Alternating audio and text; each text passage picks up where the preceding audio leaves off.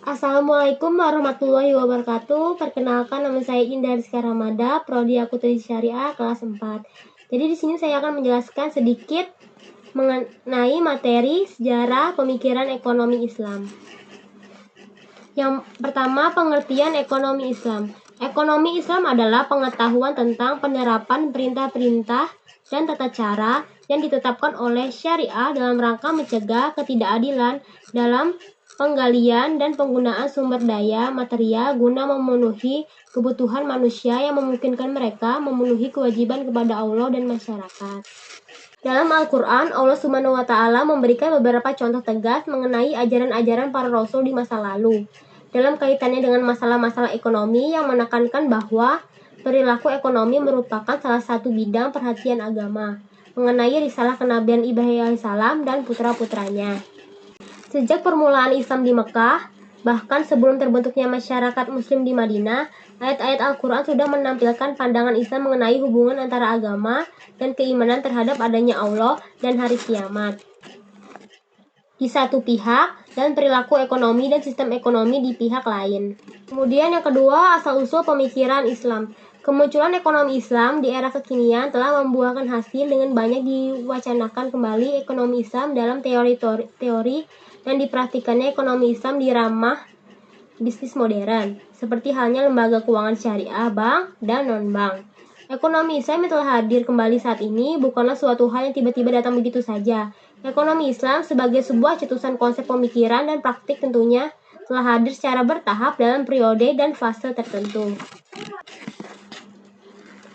Lingkup bahasan kelangkaan tentang kajian sejarah pemilikan ekonomi dalam Islam sangat tidak menguntungkan, karena sepanjang sejarah Islam, para pemikir dan pemimpin Muslim sudah mengembangkan berbagai gagasan ekonominya sedemikian rupa sehingga mengharuskan kita untuk menganggap mereka sebagai para pencetus ekonomi Islam.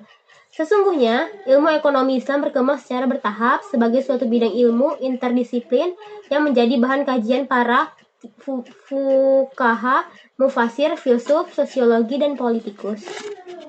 Kemudian yang ketiga, sejarah pemikiran ekonomi Islam. Ilmu ekonomi Islam sebagai sebuah studi ilmu pengetahuan modern baru muncul pada tahun 1970-an.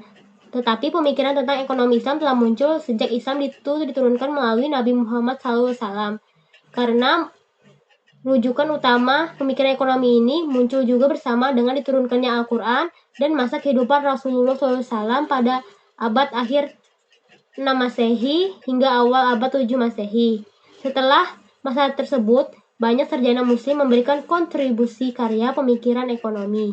Karya-karya mereka sangat berbobot, yakni memiliki dasar argumentasi religius dan sekaligus intelektual yang kuat, serta kebanyakan didukung oleh fakta empiris pada waktu itu.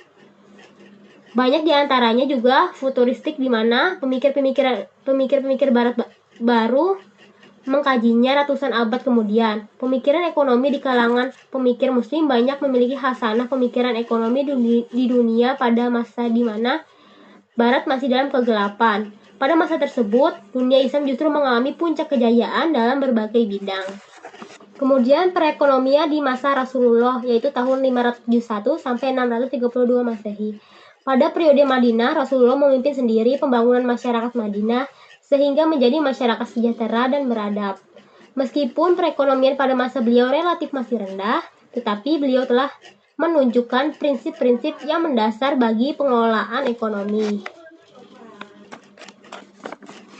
Karakter umum dari perekonomian pada masa itu adalah komitmennya yang tinggi terhadap etika dan norma, serta perhatiannya yang besar terhadap keadilan dan pemerataan kerakyatan.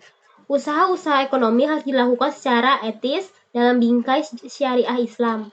Sementara sumber daya ekonomi tidak boleh menumpuk pada segelintir orang, melainkan harus beredar bagi kesejahteraan seluruh umat.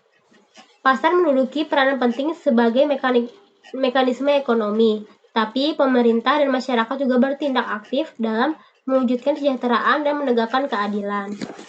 Baiklah, demikian yang dapat saya sampaikan. Terima kasih. Wassalamualaikum warahmatullahi wabarakatuh.